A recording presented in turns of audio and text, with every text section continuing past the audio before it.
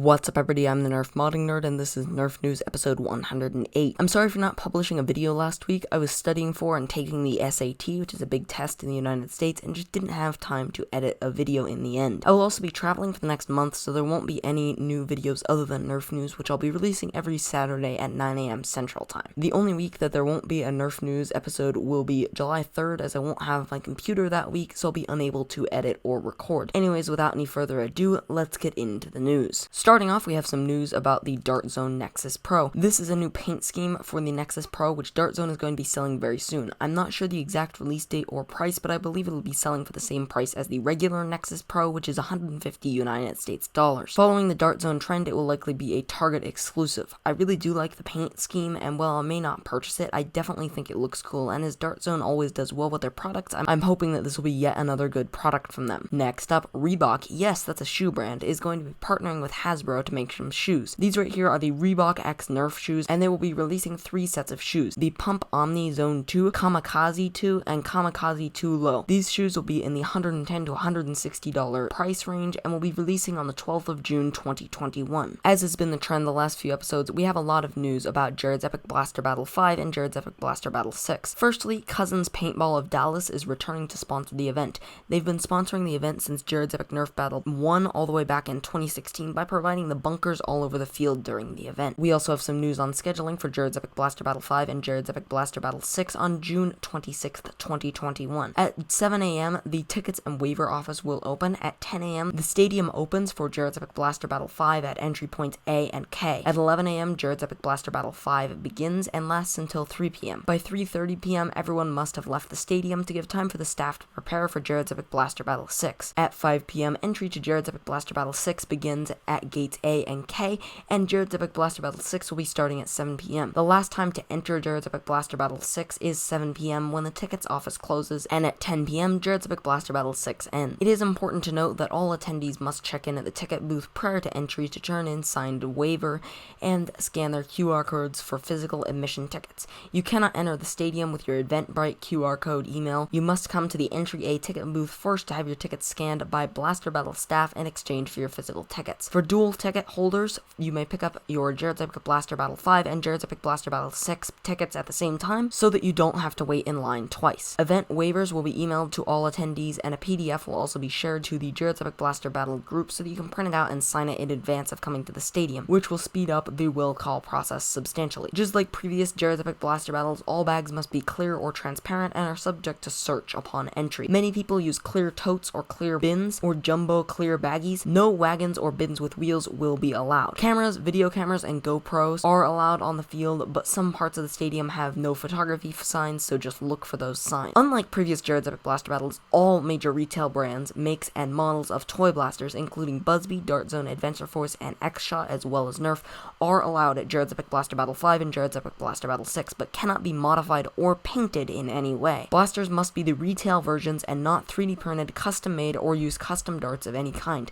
Violation is subject to ejection. All types of ammo is also allowed. The most common types used are Elite, Mega, and Rival, but you can also use Ultra, Vortex, Hyper, and Half darts for the first time at your own discretion. Prepare for most or all of your ammo to be lost/taken, and please take out as much as you bring in.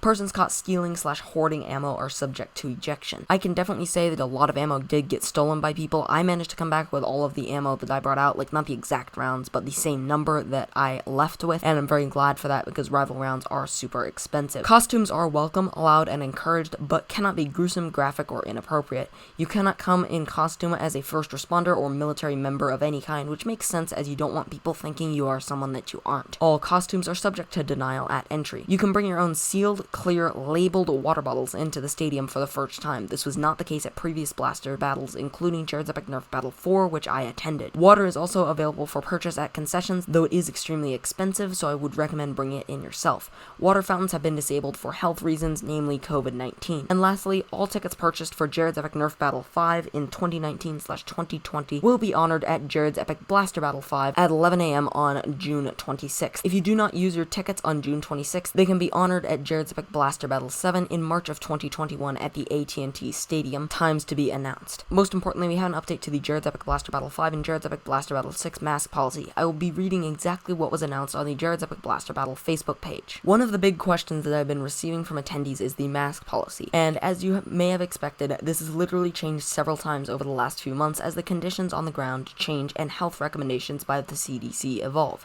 I decided that my mask policy will be the same as whatever the Dallas Cowboys had, being identical to whatever they were doing in the stadium. As of May 26th, 2021, the official stance of the AT&T Stadium in regards to events being held there is that masks are recommended. That's it. So if you're looking any more into it than that, that's up to you. So in congruence with the Dallas Cowboys, the official mask policy for Jared's Epic Blaster Battle 5 and Jared's Epic Blaster Battle 6 on June 26th, 2021 is that masks are recommended, and that is all. I have been a participant in all 4 previous battles, and covering your face is a benefit in the battle because getting popped at 25 feet in the mouth with a Rival Blaster or Dirt Zone Pro is absolutely no joke, lol. I'm going to require eye protection for minors and heavily encourage it for adults and all participants. We don't provide that, by the way. Trust me, you'll need it. As for masks, do as you choose, but you are welcome to exercise your own freedom here. Texas is a free state, and we will not be checking vaccination records, medical records, or asking personal medical decisions at any portion of the event.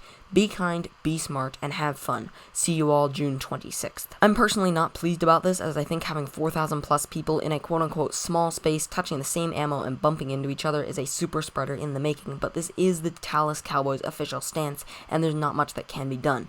If you are attending the event, I would highly recommend wearing a mask to protect from COVID, as well as wearing something more protective to cover your face so you aren't losing teeth. I'll put a link up on screen right now to the one that I use, and we'll link TK1138's review in the iCards for. In other Jared's Epic Blaster Battle news, there is now an official Jared's Epic Blaster Battle 6 profile frame on Facebook. I normally wouldn't cover this, but Jared says if you do this to your profile picture, you have a chance of winning a Dart Zone Pro Mark 1.1. You also need to comment "I did it" on the post so that Jared can see, and the winners will be picked the day of the event, June 26th, 2021. There will be a link in the description box below, as always, if you want to check out the post and possibly win yourself a Dart Zone Pro Mark 1.1. Volunteer applications for Jared's Epic Nerf Battle 5 and Jared's Epic Blaster Battle 6 are now open as well. There's a simple Google form where you can apply to either work the ticket booth / front office staff, work the line, work the field, work at the Lost and Found table, or work on the stage, which involves keeping people from running on the stage. Again, there will be a link in the description box below if you want to volunteer for any of these positions for either or both battles. Enough with the Jared's Epic Blaster Battle news, let's move on to some other news now. First off, Silver Fox Industries is now selling Gavin Fuzzy's SPANF hardware kits, which require you to have your own 3D printer for $15 United States.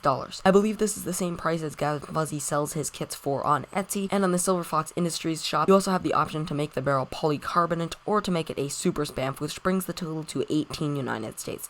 Last but certainly not least, we have the SHELBY Destroyer from SHELBY Manufacturing. This thing looks freaking awesome. It's a disc blaster, though it doesn't fire Nerf Vortex discs, but rather custom discs made for this blaster. It comes with an external box magazine holding 120 rounds without needing to reload, which is absolutely massive.